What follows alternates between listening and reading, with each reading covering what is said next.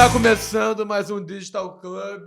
Hoje recebemos o André, mas temos aqui com a gente também a Paula Petrúcio. Olá, bom estar aqui com vocês. Tenho certeza que vamos nos divertir muito nesse papo de hoje.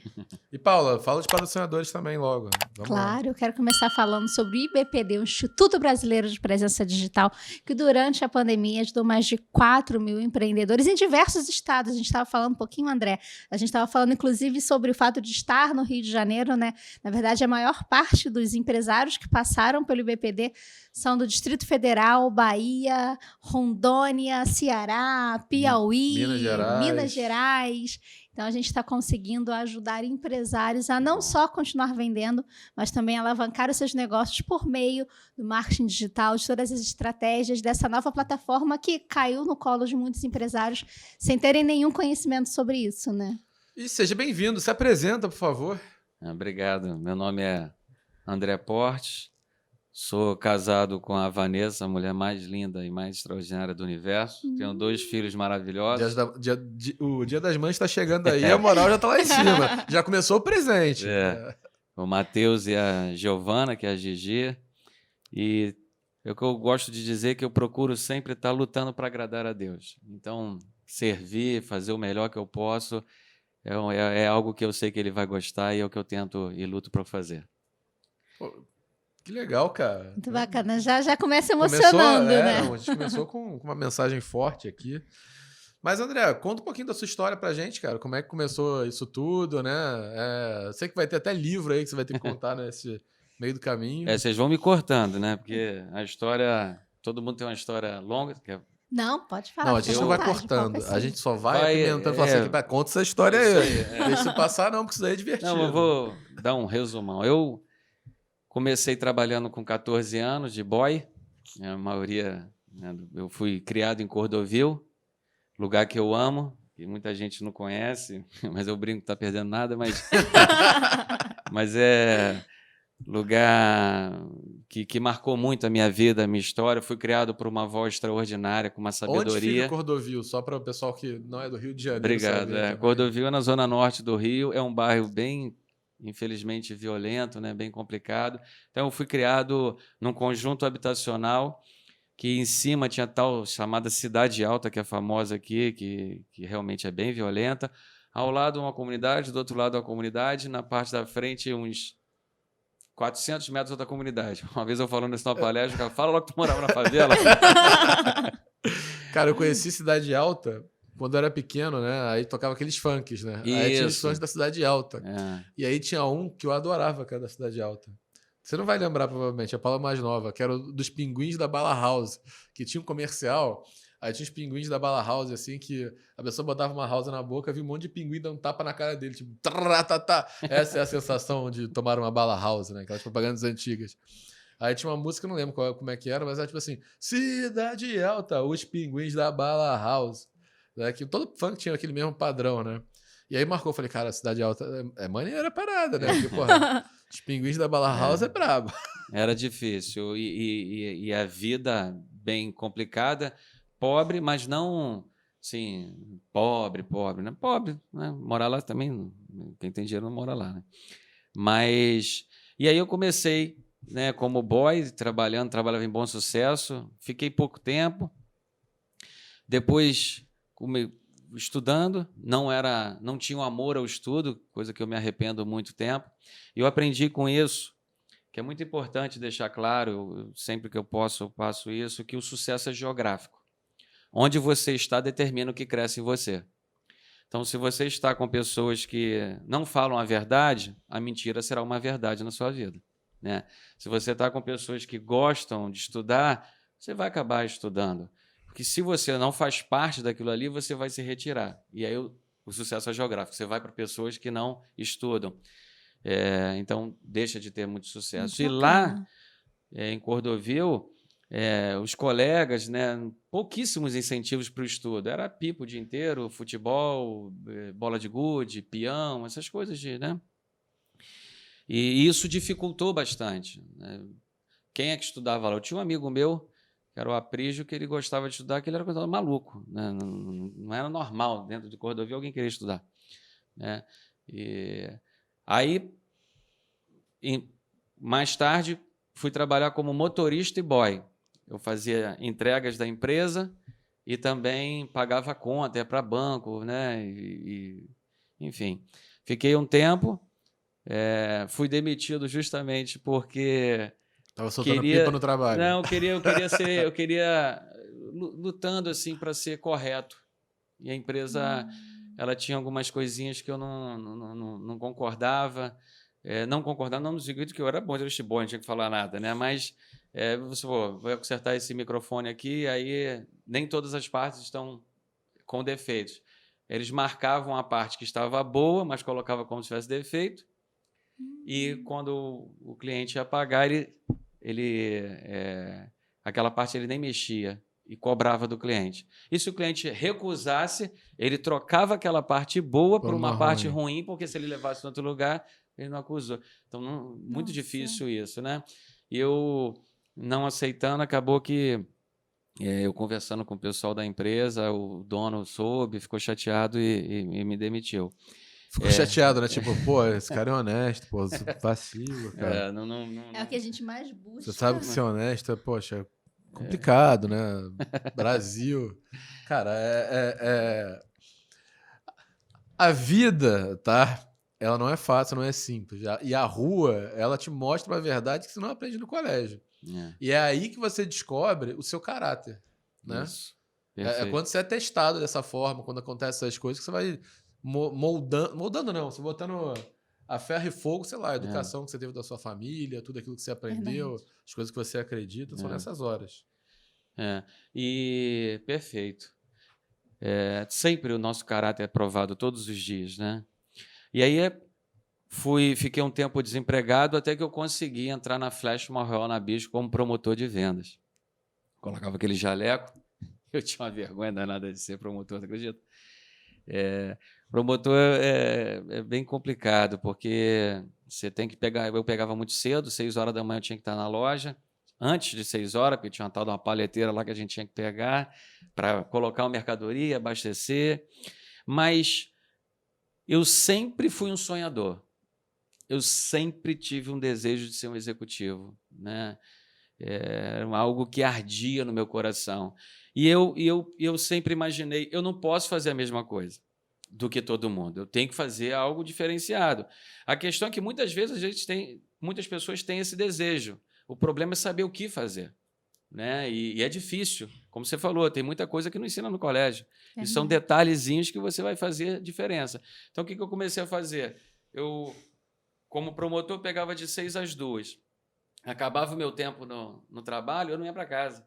Eu saía, tirava o jaleco, aí eu podia entrar pela frente da loja, né, porque a gente entra por um lado dos funcionários, e ia na gôndola contar, ver o que tinha ruptura e marcava quanto tempo aquele meu produto deixou, né, não chegava no depósito, e eu ia marcando que eu ia tendo que apertá-lo, né? Não tinha como abastecer, que a gente apertar, ele tem várias frentes, como se fosse essa água uma ao lado da outra, e você vai tirando uma, apertando, porque não tem para colocar, né? E eu calculava quanto tempo a falta levou para terminar na gôndola. E aí eu fiz o cálculo e mostrei, olha, tanto tempo sem o produto chegar dá um prejuízo de venda de X. Nossa! E eu chegado na empresa, né? Fiz com poucos itens, né? Porque a nossa linha era muito grande, e aquilo já me destacou com 3 meses de empresa. Pô, eu fui promotor de vendas também, tá? Meu segundo estágio lá na Apple, ficava na Fast Shop Fenac em pé o dia inteiro lá, explicando os produtos que as pessoas não conheciam na época. E nunca pensei nisso. Que merda. Genial, cara. Não, né? Foi um detalhezinho. Você tinha quantos anos nessa época? 25. Legal. Isso me deu um destaque. Eu sempre também gosto muito de falar, sou de uma família evangélica, então a gente vê muita gente falando e eu gosto. E aí montei uma palestra também para apresentar na empresa sobre alguma coisa de profissional e da questão, porque estava muito na moda a questão de globalização e tudo. Mas como é que foi reconhecido isso dentro da empresa? Porque assim, você chegou para o promotor de venda, apresentou, Acho que eles não esperam que um promotor de vendas chegue com um cálculo que ele pensava para um engenheiro dele, para o cara de produção, para o cara de logística, aí você apresentou isso para eles. Eu comecei fazendo engenharia. Ah, é? Então, aí eu peguei o relatório, aprontei o relatório e não tinha facilidade de hoje, de computador, de nada, você vai fazendo na mão, você vai pegando.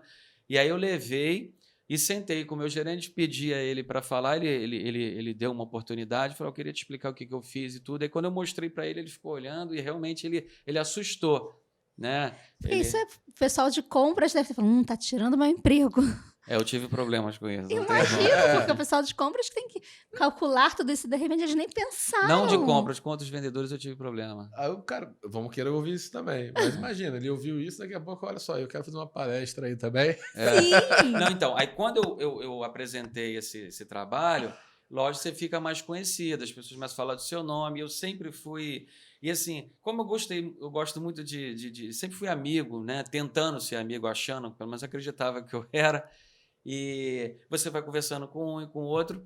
E outra coisa que eu fazia, sexta-feira, eu sabia que todos os vendedores iam para a filial, que a gente chamava, que era ali em Ramos, colocar o pedido no sistema, que era alô, alô. Tinha que ligar e passar, não é igual hoje, né? O que eu fazia? Eu saía da loja, aí eu já estava no outro setor, que era no Meia, pegava o ônibus, ia para São Cristóvão, e chegava lá de intrusão e ficava, deixa eu fonar para você, deixa eu fazer o teu serviço. Né? Eles venderam e vão chegar na empresa e alguém, um estagiário. Né? E eu ficava lá até 8 horas da noite ligando e tudo, mas ali eu estava observando, vendo o comportamento deles, vendo o vocabulário, vendo o que os interessava. E aquela sede de querer chegar ao meu alvo, que o próximo era vendedor. Então, o que eles fazem? Eu não podia estar no dia a dia com eles. Outra coisa que marcou a minha presença dentro da empresa foi que nas minhas férias eu pedi autorização para sair com os vendedores. Né? E é difícil uma empresa liberar, mas me liberaram. Aí eu saía com o vendedor e entrava lá no central de compras de grandes mercados e ali eu, mais uma vez, observava o comprador, o que ele ia fazendo, o que ele estava fazendo. Então, assim, fazendo sempre o que chamam hoje do jargão de algo a mais, né? Buscando... Eu podia estar em casa, brincando, soltando pipa lá, jogando bola, mas eu tinha esse sonho, eu precisava crescer. E se eu fizesse igual a todos os outros promotores, seria... Né, dificilmente eu conseguiria, ou muitos até conseguem, né, mas eu queria me destacar. E outra questão que eu comecei a estudar muito, você vai num encontro desse, o que você vê, ou fala que você sabe o que vai acontecer? Negociação. Então, o que eu fiz? Comecei a estudar negociação. Legal. E aí, essa paixão pelo conhecimento, de aprender como negociar, eu comecei a ler, e eu via, literalmente, na prática, como você até conversou aqui, o que o livro contava. Só que quando você tem a teoria, que as pessoas ficam, teoria e prática, né? Os dois são fundamentais. Porque na prática, você está vendo na prática a teoria, e então agora vai dar isso aqui. Ó. O camarada escreveu, até aqui está certo. Por que depois vai estar errado? Não, então, agora vai ser isso. Aí você fica preparado para o momento. É como se você antevesse o que você ia participar. E aí foi muito legal, né? Que logo eu peguei esse destaque. Aí um dia, depois né, as pessoas vendo o meu interesse e tudo, eu falei, eu posso fazer uma apresentação? E estava naquela questão de globalização, e eu mostrei, olha, o mundo ficou pequeno. Agora, olha aí, a tua roupa aí, tem roupa dos Estados Unidos, tem parte aí da Indonésia, tem da China, tem não sei o quê. Esses equipamentos todos que a gente tem aqui, um de cada lugar, o mundo está aqui, ó. Comecei a falar para eles, e o que você vai fazer nesse mundo? Eu, novo na empresa, né? E aquilo deu peguei uma questão do Senhor dos Anéis. Eu acho que foi do Senhor dos Anéis, na época. Entrou no seu assunto. Tu gosta? Viciado. Eu sou apaixonado. Eu tenho a espada lá da Andrew, do Aragorn. Eu tenho um monte de coisa, cara. E eu vi alguns detalhes fantásticos no Senhor dos Anéis. A gente tem tempo para falar? Tem. Pode. É desse nível. Olha só, tem uma hora que eles, logo no número 1, no primeiro filme, eles entram no lugar e... lugar terrível, né? Que dá medo danado, né? A gente fica vendo aquilo ali, né? Cada coisa terrível. E o Gandalf, ele está parado pensando que tinha um Y, né? 2 caminhos, ele não sabia qual percorrer. E o Frodo, ele viu que aquele feinho... Gimli. Não, o que era 2 em um só. O Gollum. Gollum. Eu imito o Gollum, tá? Eu posso fazer esse ponto. Ele viu lá bem longe, né? Ele vindo. E aí ele falou assim, tem alguém nos seguindo, chegou pro Gandalf. E o Gandalf é o mestre. Aí eu já sei. Aí a primeira lição, eu falei assim, ele sabe mais do que a gente. Eu vou respeitar os mestres. Você começa a vivenciar. E aí ele falou assim, que pena que ele não morreu nas masmorras de não sei quem. Eu não vou lembrar aquele nome, né? Aí pena? Por que você chama de pena? Por que você queria que ele chama de pena? Por que você queria que ele morresse? Você está vendo o quadro, mas você não enxergou a história. Isso me marcou muito. Então, muitas vezes, na vida, nós somos assim. Vemos o retrato, mas o que inspirou aquilo ali? O que aconteceu? E ele falou assim, olha, eu sinto que ele ainda tem alguma coisa para o bem e para o mal, e realmente no futuro ele ajudou bastante. Aí eu peguei aquilo ali e joguei na palestra e conversei com eles. Falei assim, o respeito que tem a alguém que sabe mais do que você, e quando esse alguém te explicar alguma coisa, como é que você vai beber isso? Como é que você vai dirigir isso? Como é que você vai viver isso? E aquilo ali me deu realmente Até eu encontrei muitos anos depois um amigo meu, que era promotor, no mercado aí na rua, nem lembro onde, ele falou assim, é o porte. Ele tem um jeito engraçado de falar. Eu sei que acabou com a vida da gente com aquela palestra lá. Tudo burro, ele ficou assim. Eu olhei aquilo ali. E aí o que aconteceu? Eram 3 equipes. O meu gerente ficou satisfeito, falou para as outras equipes, eu acabei dando palestra para todas as reuniões, aí eu fiquei bem conhecido dentro da empresa. Pô, muito legal. Cara, tem várias coisas aí para comentar, né? Eu não quis parar até... A gente geralmente não é interromper a pessoa, mas comentar para a gente dar mais ênfase naquele assunto. Mas o primeiro, né? Eu vou seguir por ordem. Quando você comentou sobre negociação, sobre venda, né? É notório, pelo menos pela minha percepção, que ali despertou uma paixão sua, né? Que você falou da questão do grupo que você tá, que você começou a estar naquele grupo e começou a querer mais, entendeu? Faltou, talvez, antes na vida ter tido esse estalo, que talvez possa ser uma questão de maturidade do ser humano. Eu também demorei muito para ter esses estalos, ou pode ter sido, de repente, que eu não vi aquilo antes. Eu sempre me questiono isso. E eu acho que o colégio, né? Eu sei que a educação tem muita defasagem, várias coisas, mas eu acho que tinha que ter negociação. Tinha que ter vendas, entendeu? Tinha que ter um mínimo de finanças para despertar nosso interesse para o que é prático na vida. Perfeito. Você vai ter isso todo dia, onde for, né? Seja para quando você conhecer o namorado dos seus sonhos, a namorada dos seus sonhos, você conversar com ela, né? Você conseguir falar, ou seja, para apresentar um projeto no trabalho, para pedir uma promoção, para comprar ou vender qualquer coisa, né? E você vai negociar coisas na sua vida. Perfeito. A gente negocia 70% do tempo, parece que eu vi uma pesquisa sobre isso outro dia. Acho que era 70% do tempo do ser humano ele está negociando. E além do trabalho na faculdade, né? Porque a maior parte das profissões, quiçá todas, na faculdade não ensina técnicas de vendas, técnicas de negociação, técnicas de marketing. Às vezes tem um professor bem interessado que traz um ponto, mas realmente, você falou, muito legal o que você falou. Eu estudei negociação, pude dar aula aqui no IBMEC de negociação. Que legal. Né? E foi uma aula só, mano. Ótimo. Mas eu fui no IBMEC. Mas foi a aula, né? Não, eu tenho certeza que eu marquei. Agora, você estava... eu cheguei a conversar com um pastor sobre por que não faz negociação no seminário. Isso pode ser para padre, para pastor. O camarada, de repente, ele vai ter uma igreja enorme. Quanto entra de dinheiro numa igreja grande? Né? Se cada um der o dízimo, nem todo mundo dá, é lógico, mas... ele vai fazer o que com aquilo? Ele tem que negociar, ele tem que negociar um terreno, ele tem que negociar, ou então ele vai ter que ter alguém que saiba negociar. E para ele acompanhar, é importante ele ter uma noção. E você falou, o tempo praticamente todo nós precisamos nos vender.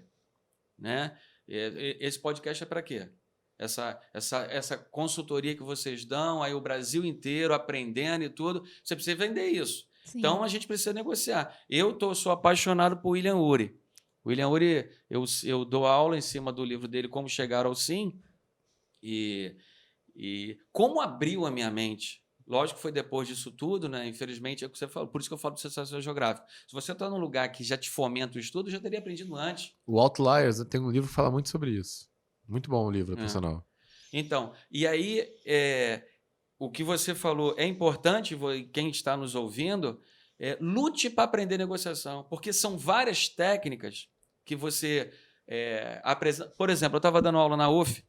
Pode contar isso tudo aqui? Pode contar tudo. Eu tava dando aula na UF e... Aqui pode tudo, cara. Pode falar palavrão, fica à vontade. Eu citei um termo, eu não sei se existe esse termo, mas na hora daqueles insights, né?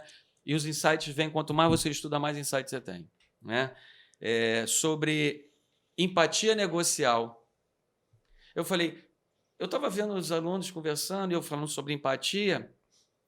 E um aluno lá que ele era capitão de fragata, acho que é isso o nome, da Marinha Mercante e tudo, e ele explicando que ele teve um trabalho que ele montou, extraordinário, ele falou que deu um trabalho danado fazer o trabalho, e ele apresentou para o chefe dele. O chefe dele era muito sistemático, muito crítico, muito cri-cri, muito reclamão.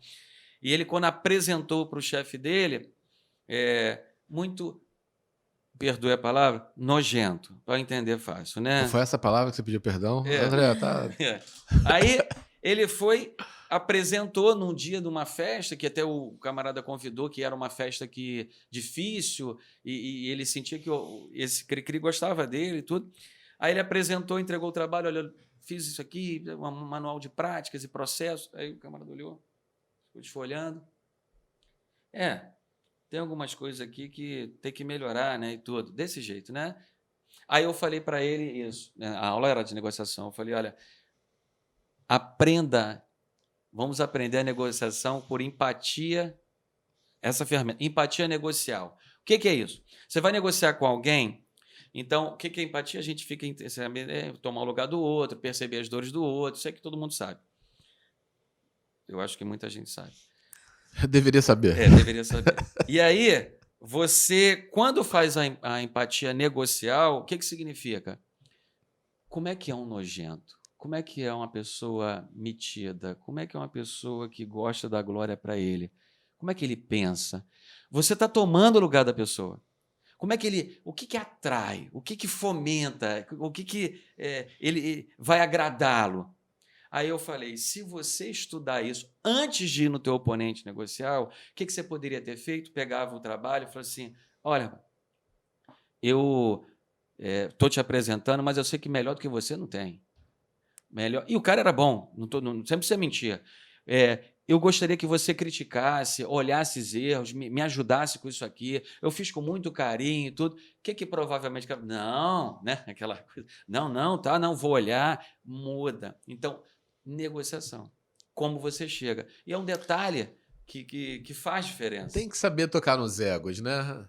Esse trabalho eu fiz, mas não vai ficar perfeito sem o seu olhar. Então, eu queria que você analisasse, avaliasse para ele poder chegar no ponto... Por quê? Porque ele queria daria o andamento ou não ao trabalho.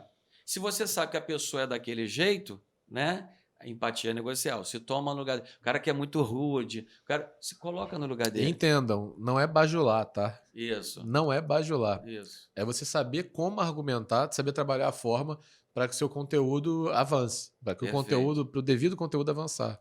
Né? E olha o que você falou, é tão perfeito isso, me perdoa.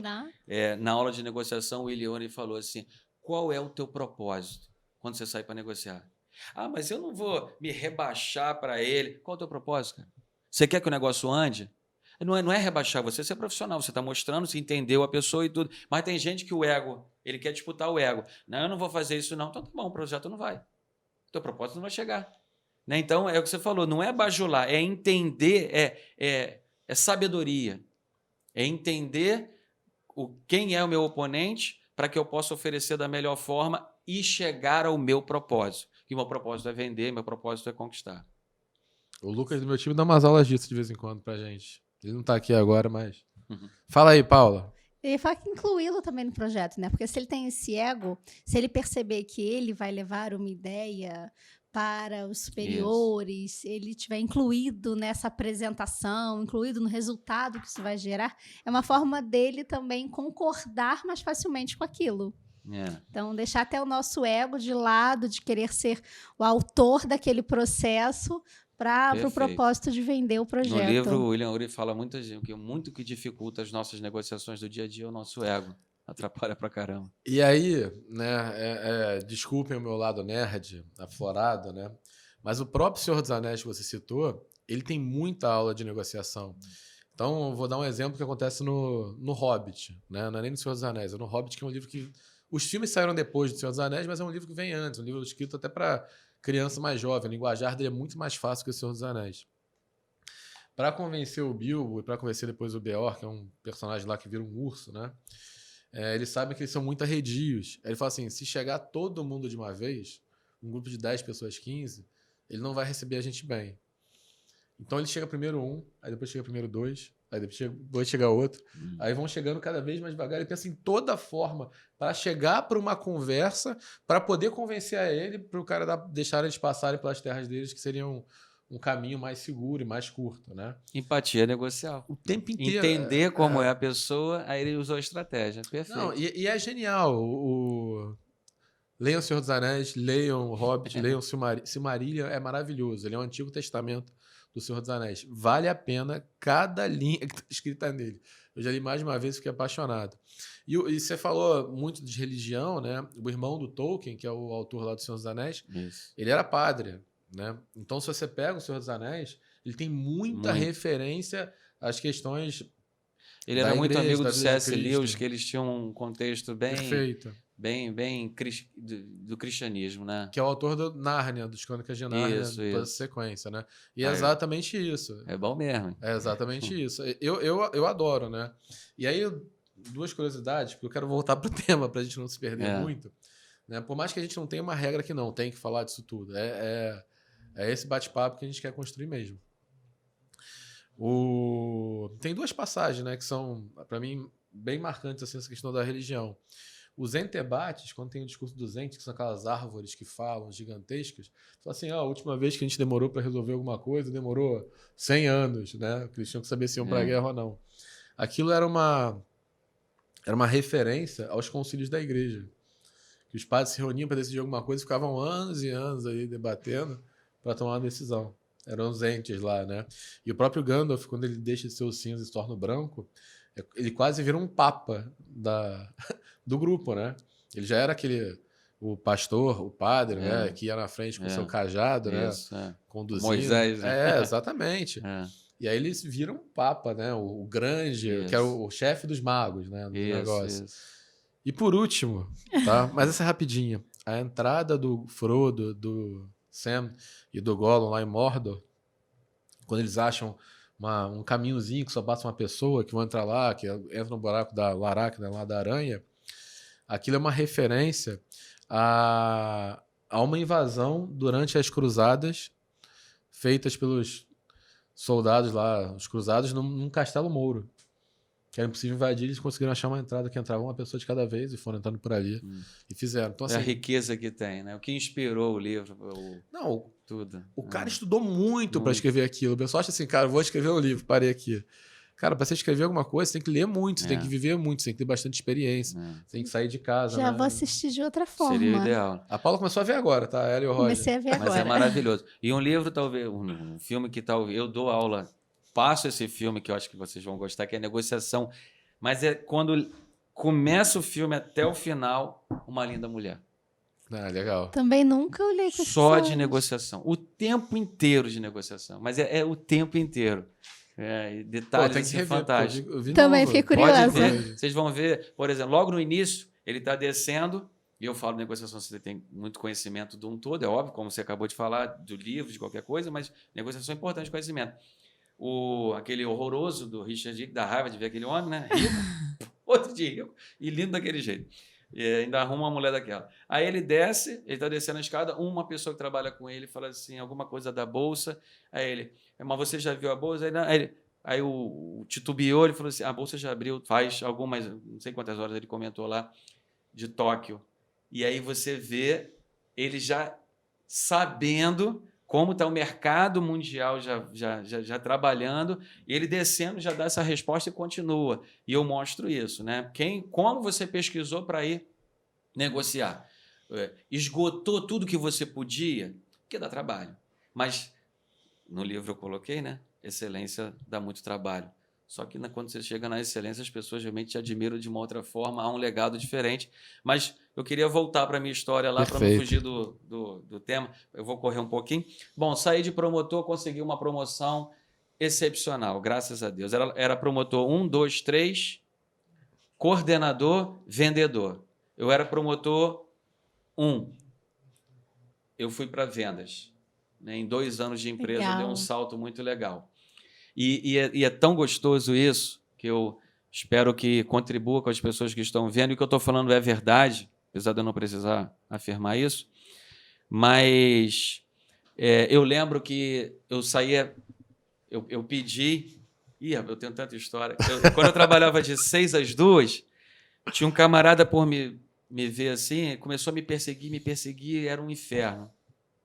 Ele jogava as caixas de cima, eu ficava agarrando, e ele me chamava de lento no depósito, falava que eu era um lixo, que era muito ruim. Nossa. Aí eu fiquei muito chateado, medo de perder o emprego. Você imagina, vindo agora que eu estou numa multinacional, né? Minha avó sempre me ensinou, antigamente era assim, qual é o emprego que você quer? Multinacional, Banco do Brasil, é isso que você viver. Estude para ter um bom emprego.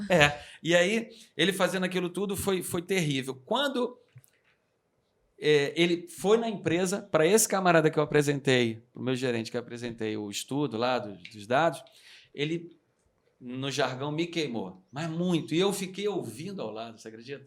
Porque eram aquelas divisórias, e ele falando que eu não prestava, que era isso, que era isso.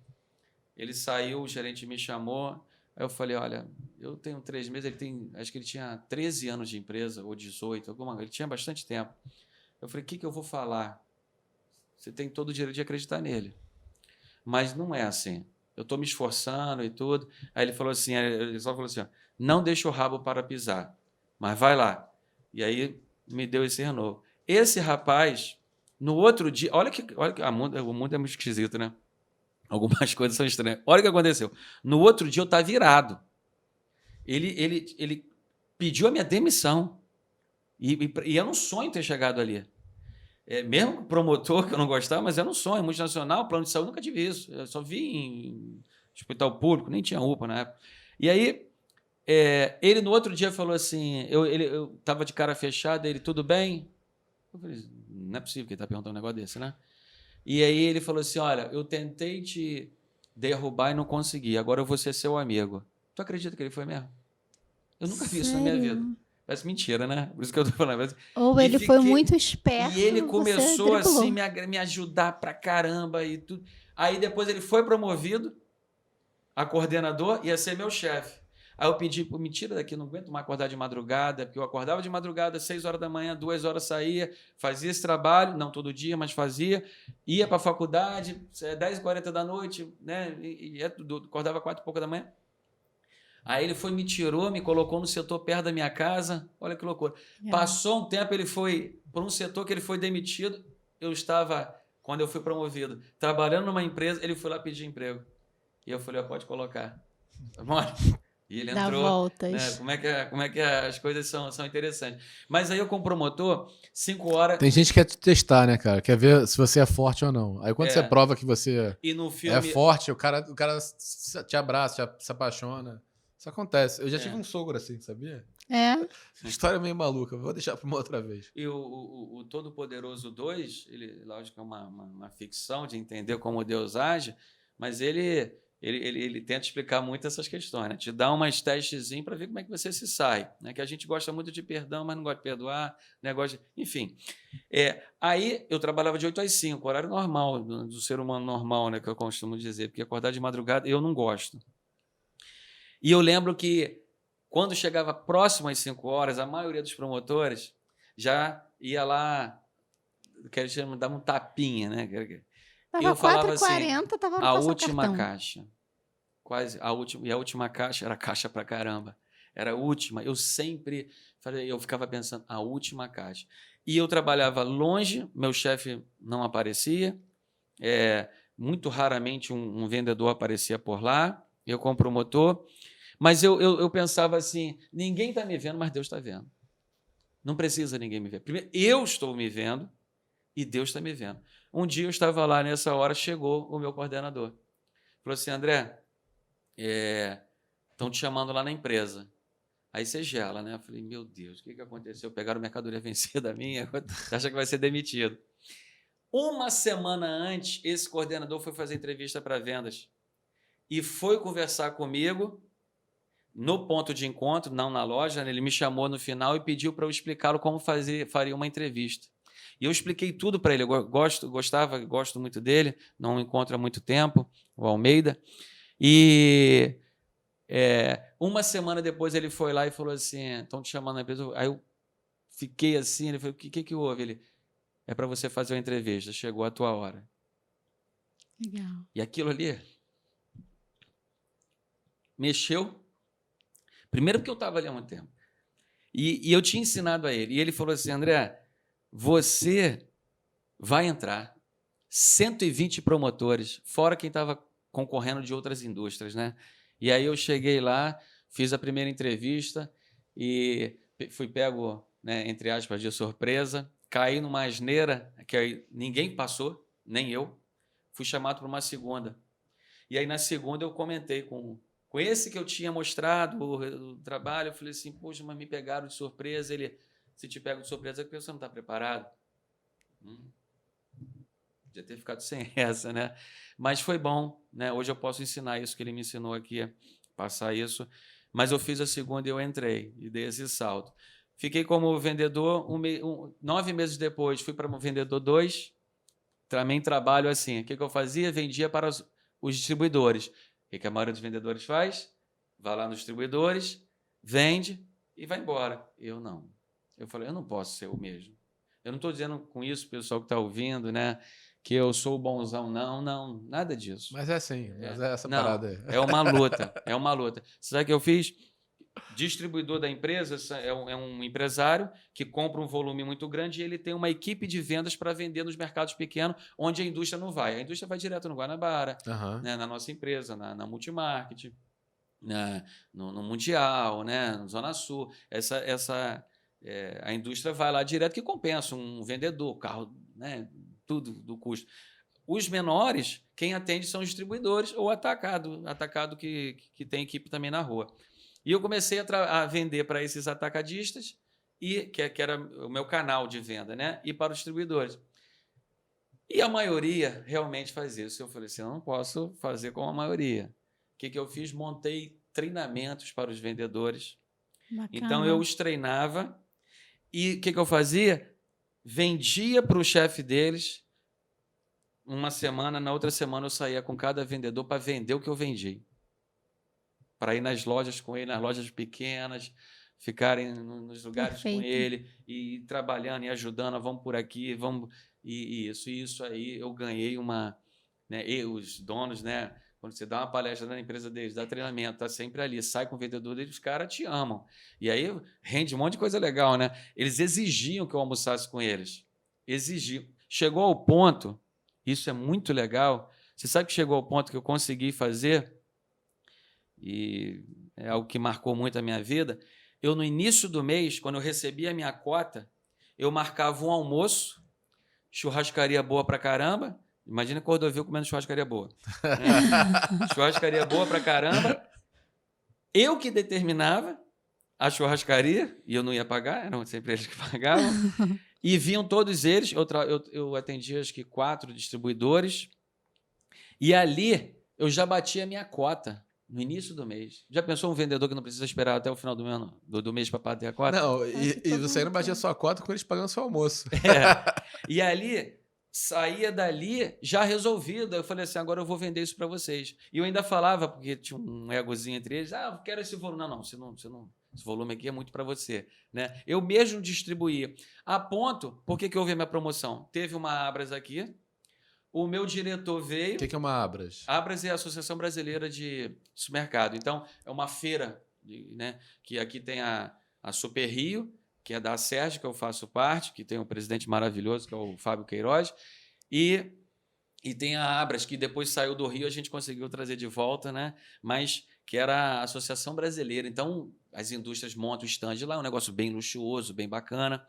E imagina eu e o Cordovil vendo aquilo, tudo funciona, né? Quando nada funciona, água no ar, tudo, era maravilhoso. Você vai estar no céu. E aí, o diretor chegou e estava mudando a empresa para o gerente iria atender também as contas, ou seja, o gerente também seria vendedor. Quando ele apresentou esse projeto, os meus clientes falaram assim, precisa não. Olha que o gerente é que tem a verba na mão, o gerente é que me dá o desconto para eu passar. Quer dizer, é um canal que ele não precisa pedir, pode deixá-lo aqui. Pode deixá-lo aqui, que a gente está muito satisfeito com ele. Muito bacana. O meu diretor viu aquilo, pediu a promoção, uma semana depois eu fui promovido. Né? Aí, logo depois, um ano depois, teve um cargo novo que criou, que é supervisor de merchandising.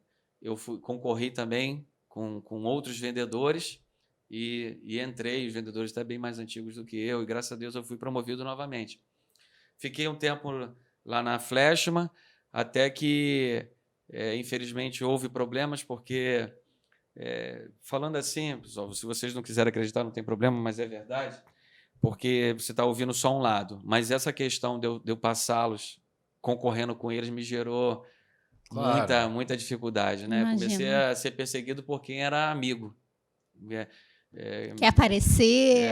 Justamente. Não, a pessoa acha que tem alguma coisa por trás, porque se você viu o sucesso de uma outra pessoa, né? Você nunca vai... às vezes é difícil aceitar. Que é mérito, esforço. Não, às vezes a pessoa não trabalha mal. O cara faz tudo que pedem para ele, só que ele não percebeu que o outro fez algo diferente, que ele fez a mais, entendeu? Que fazer só o que pede, às vezes não te deixa igual a muita gente. Isso. Não é que não é suficiente, é que não te diferencia. Entendeu? Quem faz pior tchau. Entendeu? Quem faz igual fica. Mas quem faz melhor sobe. Né? Aquelas coisas bobas, né? Parece autoajuda, mas a vida é assim, cara. Mas é autoajuda mesmo. E olha, eu vou dar um recado aqui, o pessoal tá me vendo ali, né? Ame o conhecimento. No meu livro eu coloquei um tributo ao conhecimento. Ame o conhecimento. Eu fui promovido a supervisor. Quando eu fui para São Paulo, a gente tinha um curso, fizemos 1 ano de curso, todo mês a gente ia para São Paulo. E um dia, nas participações, começam a te conhecer, começam a ver o teu conhecimento. Eu estava voltando de São Paulo, no aeroporto, o vice-presidente estava no aeroporto. E eu vi. E a gente tinha, antigamente, aquela coisa, chega lá não, ele pode fazer algumas perguntas e tudo. Mas eu fui até ele, eu estava com um amigo, também supervisor igual a mim, que eu indiquei para promoção.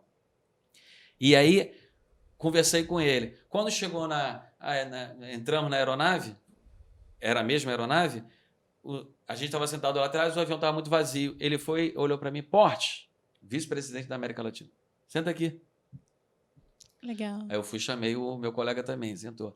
Quando ele começou a falar, eu falei assim, é Ademir Palazzo, o nome dele. Eu comecei a conversar com ele, ele começou a me dar alguns dados e eu alimentando os dados de crescimento, os dados do PIB. Eu sempre gostei de ler exame e aquilo ali me diferenciou. Aí você já estava preparado, né? Você aprendeu com aquilo que você escutou, então você não estava preparado e você aproveitou e criou essa oportunidade. Eu em preciso todos os estar momentos. Estudando. Uma hora, né, acho que foi Picasso que falou, Miguel Ângelo, sei lá, a inspiração vem, você precisa estar preparado. Né? Você precisa estar trabalhando, você precisa estar fazendo. O preparo é o quê? O conhecimento, a busca e tudo. E eu comecei a dar dados para eles que ele ficou conversando comigo e tudo. E no outro dia o meu diretor me ligou. Falou assim, Porte, o que você fez com o Ademir? Eu falei, meu Deus, eu tô na rua de novo. E aí ele falou, eu falei, e a gente sempre pensa o pior, né? Queria mais que era de Cordovil. E aí ele falou assim, cara, ele se apaixonou por você. E aí então, eu ia na Matriz, que era era um prédio próximo ao prédio de vendas, lá em São Cristóvão, que ele é até tombado pelo patrimônio histórico. Ele me chamava na sala, Porte, vem cá. E aquilo, comecei a ter problemas. E aí, a empresa é vendida. Tu acredita? Nem tudo são flores, tá? Vocês sabem disso. Uma semana antes dela ser vendida, o gerente nacional de RH me chamou na sala dele, lá na matriz, e falou, olha, o céu é o limite para você dentro dessa empresa. As pessoas estão falando muito de você. Eu saí radiante. Chegar gerente, era o meu sonho, né? A empresa é vendida uma semana depois, há uma mudança incrível, esse Ademir Palazzi sai, o meu diretor sai e tudo, e aí esse pessoal que não gostava de mim começou a ficar e aí ficou insustentável. Eu fui demitido pela minha chefe, que ela ia sair na segunda-feira, ela falou assim, olha, eu vim aqui sexta-feira, você sai para quê? Eu falei, eu sei, eu estou te tirando para que você não caia nas mãos deles, porque você não merece isso. Ela veio de São Paulo só para conversar comigo, ela falou, já pedi a minha demissão. E aí eu saí, fui embora com o carro da empresa, com cartão da empresa, com pasta da empresa, notebook da empresa, tudo da empresa, tamanha confiança dela, me demitiu, falou assim, não precisa entregar nada agora. Pega o carro, chama a tua equipe, leva para uma churrascaria, se despede deles da melhor, qualquer churrascaria que você quiser. Bacana. Você vê? E aí, tá doendo, mas você vê aquilo ali. Saí meio-dia, 5 horas da tarde, me ligaram, um outro empresário, você precisa trabalhar comigo. Eu falei assim, pô, mas eu saí meio-dia, então melhor ainda, segunda-feira lá na empresa. Já estava empregado. Olha, que bacana. Trabalhei nessa empresa, comecei Parabéns. a fazer, né, a crescer e, novamente, vamos fazer diferente. Comecei a trabalhar, saí dessa empresa, fui para uma outra multinacional, que foi a Reckitt Benckiser. Depois, na Reckitt Benckiser, aconteceram muitas coisas, né? Eu acho que eu vou me alongar aqui, mas fui convidado para trabalhar nos 2 atacados que eu atendia.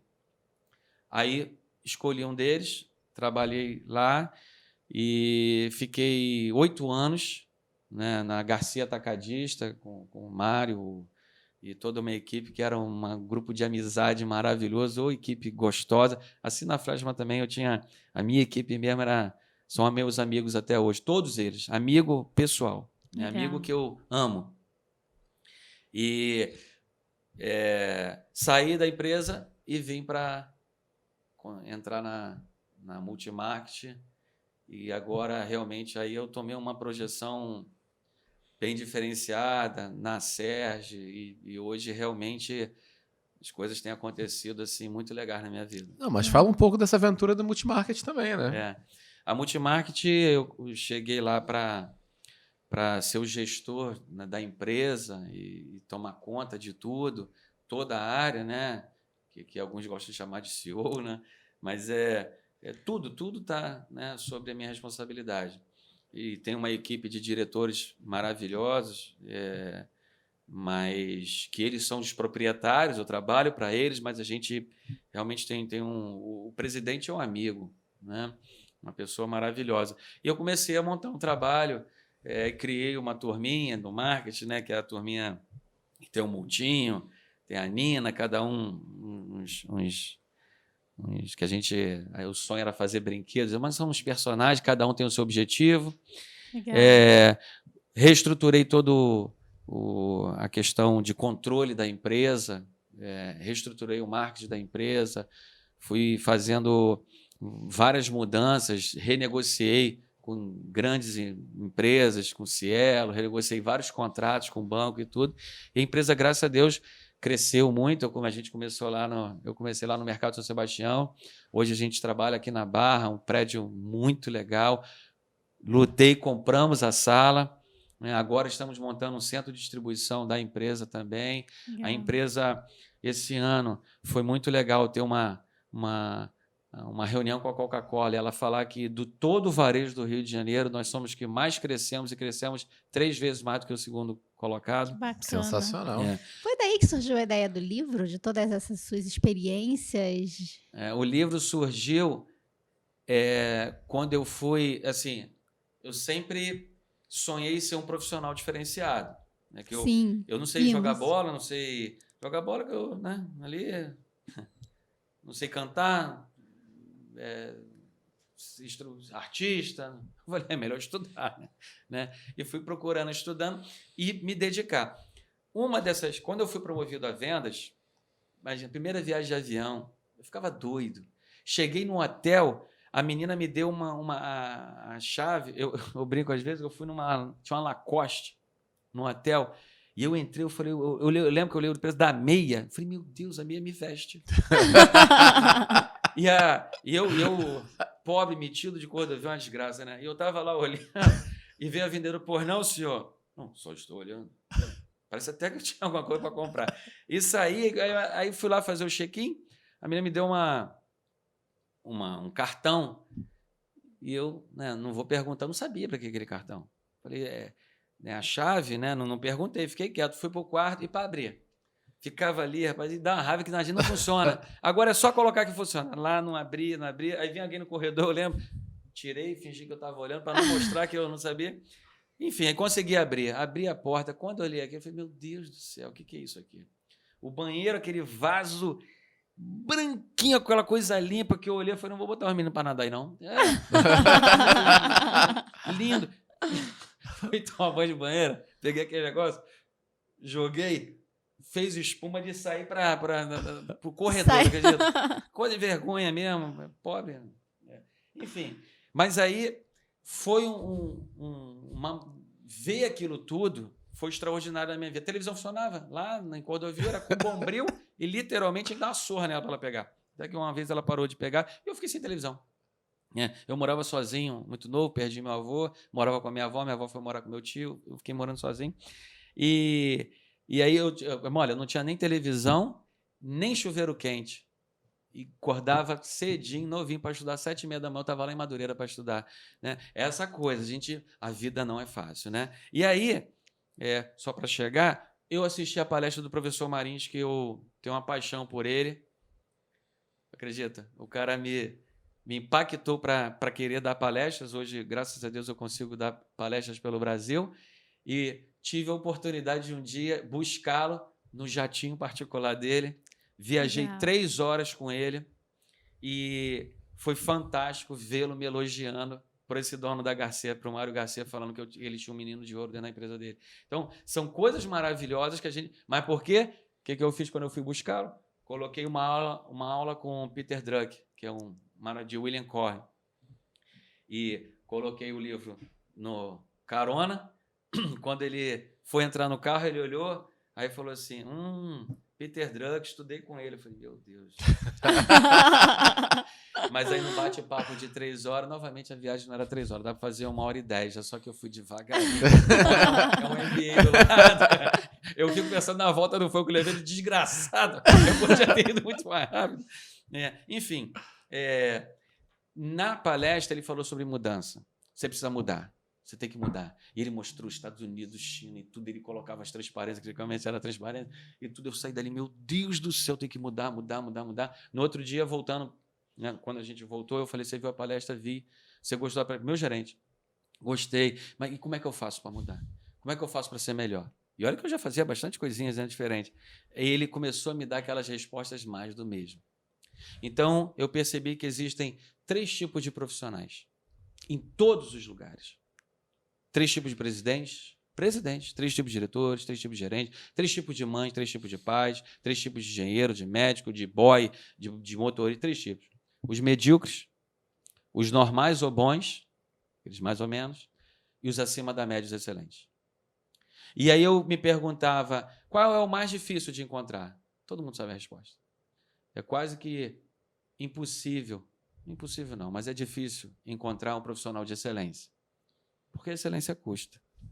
E aí eu fui primeiro entender por que alguém é medíocre.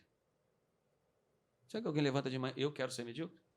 Por que alguém é normal ou bom? Porque aquele ali tem um currículo bom, tem tudo de bom, mas como você falou, sabe tudo da faculdade, mas falta o detalhe que faz diferença. E por que alguém é excelente? Fui estudar na política, na cultura, na psicologia, sociologia, na antropologia, na religião, estudei e vi, encontrei respostas, excelentes respostas. Mas as respostas não mudaram e não mudam a condição que continua tendo. Nós temos pessoas medíocres, normais ou boas e acima da média. Então, pensei assim, eu vou estudar os acima da média, os excelentes. E eles não são comuns, eles são incomuns. Eu coloquei o título do livro Profissional Incomum. 10 anos estudando esse profissional. Que legal, Separei 8 características deles. E nessas 8 características que têm mudado, que mudaram a minha vida, por vê-los, como eles agem. Por exemplo, a primeira característica, a autoavaliação. Você nunca vai ver alguém de excelência que não cobre. Ele mesmo é o maior cobrador dele. É o maior chefe dele. Ele não vai ser um cara que vai reclamar de, poxa, eu não estou no lugar que me motiva. Você tem que se motivar, Isso né, aí, cara? Isso aí. Enquanto eu estiver aqui, se o lugar não me motiva, não tem problema nenhum. Mas enquanto eu estiver lá, eu vou ser excelente, não é por causa do meu chefe, não é por causa de mim. Sim. E aí a minha excelência vai me tirar de lá. Eu vou aprender tudo que eu posso e mais um pouco para quando eu oferecer em um outro lugar, né? Que eu falo um erro muito clássico das pessoas quando melhorar eu vou dar o meu melhor. Quando melhorar, aí você não vai melhorar nunca. Você nunca deu o seu melhor. E o seu melhor é isso tudo que você tem? É isso tudo mesmo? Se for isso tudo, por que uma empresa melhor pode contratar isso tudo que você acha que você tem? Aí você às vezes chega, eu tive o prazer de fazer MBA na Copead, e eu achava que eu era bom. Na empresa, estudando, na sala de aula eu me destacava, faculdade de terceira linha, aí você vai para uma de primeira linha. Quando o pessoal começou a falar, eu falei, meu Deus do céu, eu vou ficar quieto aqui. Eu falei, gente do céu, que diferença. 6 meses estudando, olha só, de 8 da noite às 2 da manhã. Todo dia. Sábado, eu sempre gostei de jogar bola, de 2 da tarde às 2 da manhã. Domingo, eu ia para a igreja de manhã, à tarde estudava e ia para a igreja à noite. Para tentar acompanhar os caras, porque era Santo Agostinho, sucesso geográfico. Como é que tu acompanha um cara que estudou no Santo Agostinho, São Bento e tudo? O cara sabe de coisa que você não sabe. Eu só ouvia falar dos Estados Unidos. Eu brincava, vocês quando vêm para cá, vêm na linha vermelha, né? Lá no fundão, aí tá o trânsito ali, eu tô lá do outro lado, tá agarrado, que eu venho da norte. Né? Aí até na formatura, teve um monte de convite, eu vou levar o pessoal de Cordovia para jogar limão lá no estacionamento para cobrar de vocês dinheirinho. Essa fome que vai te diferenciando, custa caro. Eu acho que muitos desistem, né? Eles estão vendo não, isso aqui não é para mim, isso aqui é outro mundo, eu vou ter que estudar de madrugada, e acabam desistindo e nunca vão conseguir alcançar esse sucesso. Cara, e assim... Não, tem gente que alcança, né? Mas é mais difícil. Sim, é isso em comum. Aí tem mais coisas que eu gosto de bater, né? Primeiro, de novo, não é fácil, tá? Mas o cara tava no Santo Agostinho, ele tinha mais condição, a vida foi mais fácil. É a vida, cara. Você quer brigar com o que é a vida? O mundo é assim, cara. Isso aí. Pronto, aceita. E em vez de ficar reclamando de como é a vida, meu irmão, faz o teu. Você vai ter que se esforçar mais. É isso. Sacou? Infelizmente, alguns se esforçam menos, outros se esforçam mais. Mas você tem a opção de se esforçar mais. Se dedica mais do que os outros. Primeira coisa. Segunda coisa, né, André, que aí já é um achismo meu, né, que eu vou trazer outro ponto para a história. Porque quando você se esforça mais e se iguala a essa galera toda, aí tem uma diferença que você vai se distancia muito e eles não conseguem te alcançar. Que sabe qual é? Ter vindo de Cordovil. Porque quando a gente tem essa vivência, a gente pega...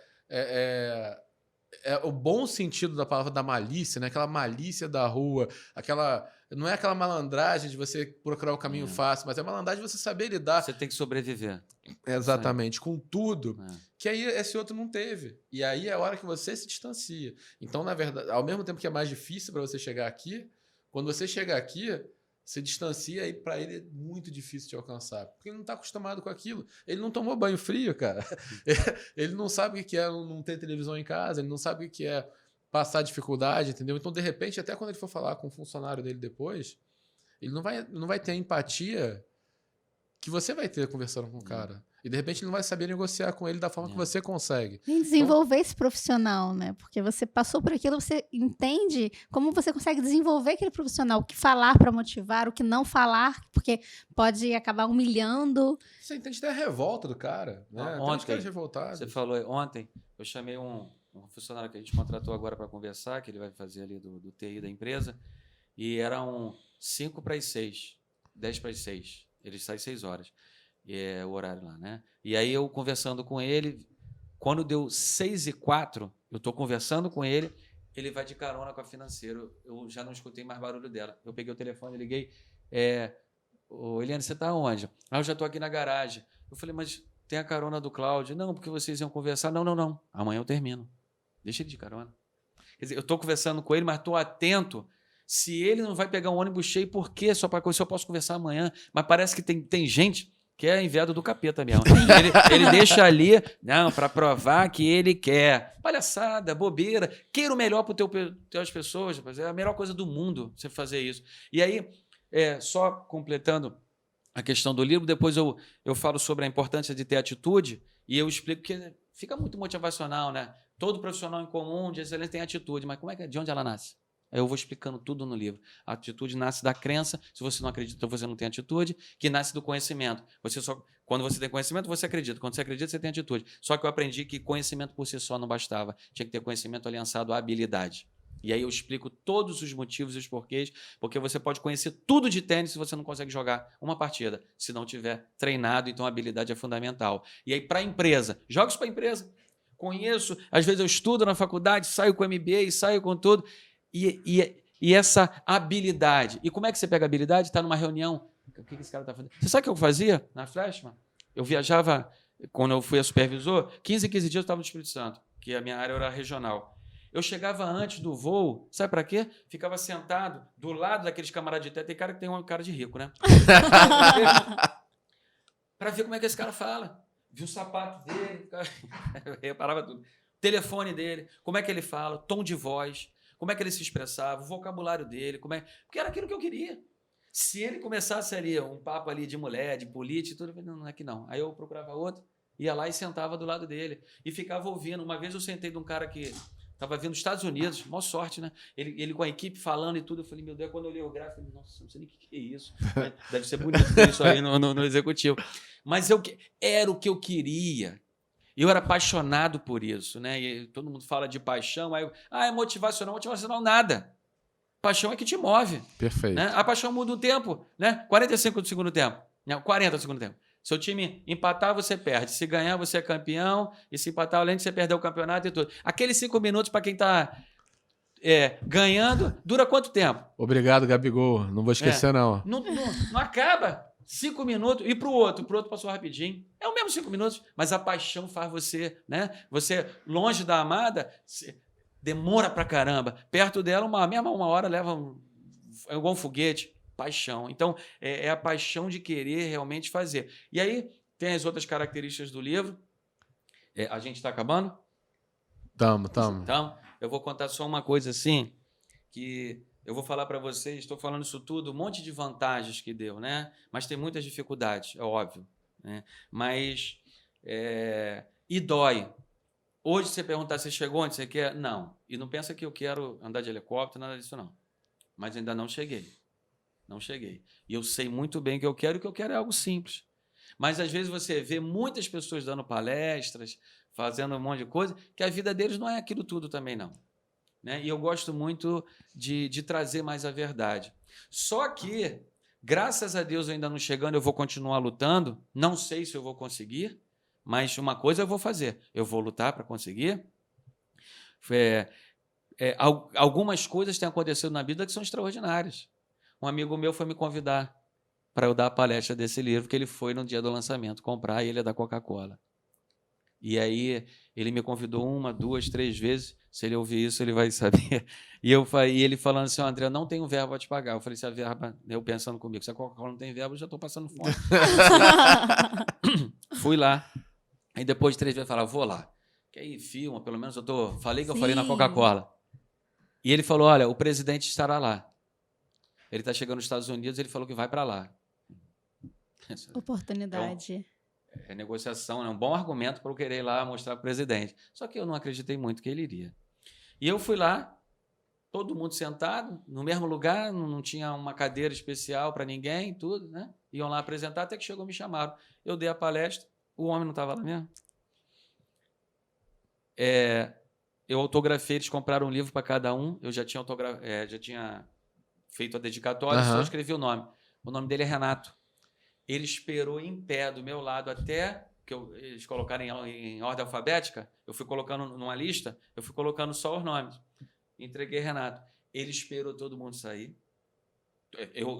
Desculpa, eu escreveu de todo mundo. Fui, me chamou à frente, depois para tirar uma foto comigo. Olha que legal. Eu saí de lá às 11 e pouca da manhã. Quando chegou meio-dia e meio, deu meio-dia e meio, esse gerente que me ligou falando assim: André, o Renato está pedindo teu e-mail, posso passar para ele? Eu passo e-mail, telefone, endereço, o que você quiser. Aí ele passou um e-mail para mim, que eu guardei, está guardado lá, dizendo que foi uma das maiores palestras que ele já assistiu na vida. Você sabe que um presidente da Coca-Cola não tem necessidade de te bajular em nada. Claro. Né? E ele falou: olha, eu já vi muita, eu já participei, como também já ministrei. E você seguramente foi. Eu fiquei em pé no fundo, vendo a reação das pessoas. Ele colocou os detalhes. Quando eu estava indo embora também, carequinha que ele parece o Jack Welch. Quando eu falei para ele, eu não sabia, ele era fã do Jack Welch. Eu falei: pô, você parece o Jack Welch. Tem hora que a gente dá sorte também, né? Chutou a bola lá na gaveta. E a equipe dele não assistiu a palestra. Quando eu estava indo embora, ele estava com o meu livro, conversando com a equipe dele num lounge que tinha lá. E aquilo já começa a marcar a gente. Isso foi em janeiro. Qual era o objetivo da palestra? Eles tinham, em 2018, um ano maravilhoso. Eles queriam projetar 2019 e queriam uma motivação especial, alguma coisa, apesar de eu não gostar de falar motivação, né? Porque hoje motivação é um monte de coisas que eu não gosto. Eu gosto de trabalhar a essência. Me perdoe até julgar algumas coisas. Mas aí, janeiro, outubro, eu estava chegando em São Paulo para uma reunião com a Danone, ônibus bonito, hotel, acho que é Rádio, que tem aqui na Barra, aqui, mas de lá é brincadeira, lá de São Paulo. E eu falo assim: meu Deus, minha mãe podia me ver aqui. Maravilhoso. O Sheraton de um lado, que eu já tinha ficado no Sheraton, pela mesma Danone, e depois, aí eu tô chegando, toco o telefone, André, no outro lado, é o André, o teu xará da Coca-Cola. Falei: tudo bem? Tudo bom. Falei: cara, eu queria te fazer um convite. Eu falei: poxa, legal. E eu pensei assim: vai fazer uma reunião lá na empresa, né, da Coca-Cola e tudo. Você sabe que teve um concurso do varejo para ganhar um prêmio. E teve uma pessoa que não vai poder receber o prêmio e a gente queria passar esse prêmio para você. Que legal. Aí eu falei assim: olha, lá na empresa isso vai dar problema, porque, né, o prêmio tem que ir para a empresa. Ele: não, você não está entendendo. A diretoria quer você. Porque em janeiro você esteve lá na empresa e a gente aprendeu muito e mudou com você. É uma forma de reconhecimento. Olha, tá que bom. lindo. Sabe para onde eu fui? Nova York, NBA, MMA, Deus me livre aquilo. Viu o Trump, de pertinho. Almocei onde o Frank Sinatra almoçou. E aí tinha programação de jantares e tudo. E eu vi que tinha dias que não tinha jantar por eles, que a gente ficou de quarta a domingo.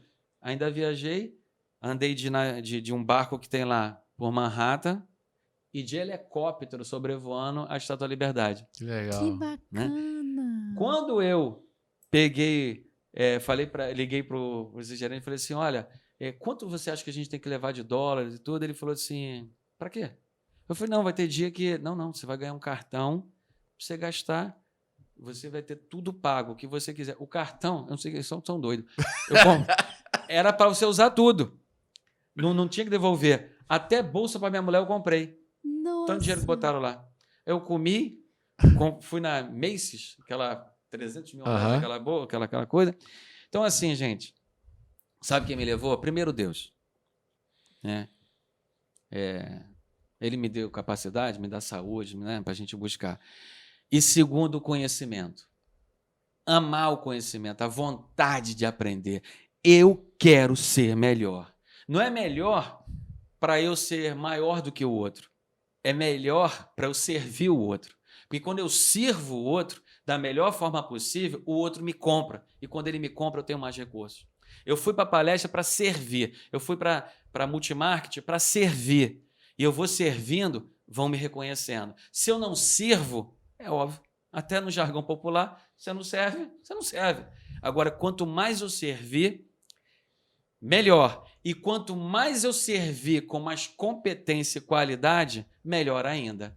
E é isso. O que você quer do médico? Que ele tenha o serviço. Mas qual é? Serviço só de educação? Não. Você quer que ele tenha muita qualidade naquilo que ele sabe. O que você quer do engenheiro? O que você quer do médico? O que você quer da empresa que vocês estão dando consultoria? O pessoal lá que está assistindo, o que eles querem? Os melhores. Porque eles têm cheio de dúvidas. Todos os dias levantamos cheio de dúvidas querendo resposta. Já é o meu segundo livro. E eu vou explicar a importância de fazer pergunta e a importância de responder pergunta, porque a maioria das perguntas que nos fazem, a vida nos faz, a gente não responde. Trazemos respostas prontas para as nossas vidas. Precisamos sempre do outro. Não meditamos. Eu tenho que meditar. Meditar e buscar o conhecimento. Para quando você conversar, para quando você oferecer, para quando você falar, as pessoas têm que olhar para você e falar assim, esse cara é diferente. Valeu a pena. Valeu a pena bater um papo com ele. Valeu a pena comprar com ele. Valeu a pena ouvir o podcast. Podcast, como é que é? Podcast. Valeu a pena essa empresa aqui que está rodando o Brasil. Valeu a pena essa garotada. E olha, eu vou fazer uma propaganda deles. Os caras pegaram gente, tem gente no mundo, em Portugal, na Indonésia. Os caras até na Lua buscar gente preparada para atender vocês. Os caras são bons, hein? Obrigada. Por hoje foi. Tem recados da paróquia só, porque tem que pedir pro pessoal... Sim, escrever, André, tudo mais, foi aquela coisa um grande prazer. Aprendi muito com você, já tinha assistido algumas palestras, mas a gente sempre aprende muito, muito bom estar aqui com você. Queremos estar com você mais vezes. Obrigado. Parabéns por todo o seu trabalho. Imagino que isso que você fez aqui conosco seja constante na sua vida, pelo que a gente vivencia, então muito bacana. E você que está aqui conosco, participando de mais esse Digital Club, continue nos acompanhando. Se você ainda não assistiu, temos diversos outros convidados com histórias interessantíssimas, muita coisa para te ensinar. E continue acompanhando, porque nas próximas semanas teremos mais episódios como esse, contando o que está por trás do empresário, por trás do empreendedor, desse profissional em comum. Como a gente faz para adquirir seu livro? Quem está aqui com a gente graças a Deus está praticamente todas as livrarias, mas hoje, infelizmente, estamos perdendo livrarias, né? A Saraiva fechou. Mas no site Americanas, Amazon, até lá é bem baratinho, né? Às vezes eles põem as promoções, sobe o preço, mas é bem baratinho. Então aproveitem também. Tinha que ser mais aprendam. 10 anos escrevendo. Aí tem lanche no McDonald's, que é mais caro que o livro. E o cara compra 6 horas depois, ele joga fora a comida que ele comprou. O livro pode ficar um tempão, né? Então seria tão bom.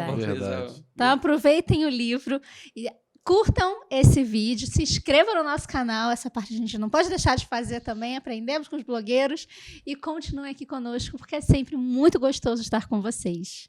Valeu! Comenta aqui quem você quer ver no programa. Abraço!